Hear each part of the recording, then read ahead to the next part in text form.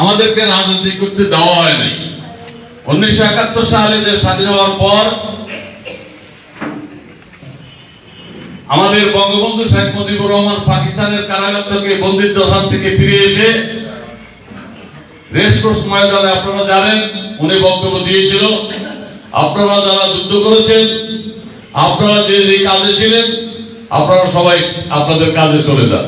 3 বছরের ভিতরে আমি আপনাদেরকে কিছু দিতে পারবো না। আমরা যারা ছাত্র আমরা লেখাপড়া করতে গেছি, যারা কৃষক তারা তাদের কৃষি কাজে চলে গেছেন, যে যে কাজ করেছে সে কাজে চলে গেছেন। আমরা নেতৃত্ব থেকে দায়িত্ব মূল্যায়ন করেছি, কিন্তু বর্তমান পর্যায়ে আজকে 54 বছর পার হয়ে গেছে, আমরা কি সেটা দেখতে পাই? দেখতে পাই না। 54 বছর পরেও আজও আমরা ভীত।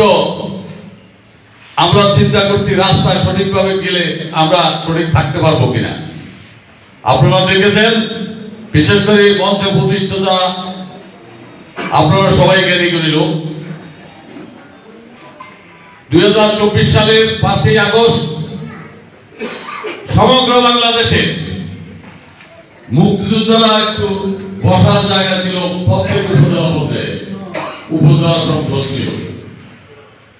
এই উপজেলা প্রত্যেক উপজেলায় ভাঙচুর করে আমাদের মুক্তিযোদ্ধা সংসদকে ধ্বংস করে দিয়ে দেওয়া হয়েছে।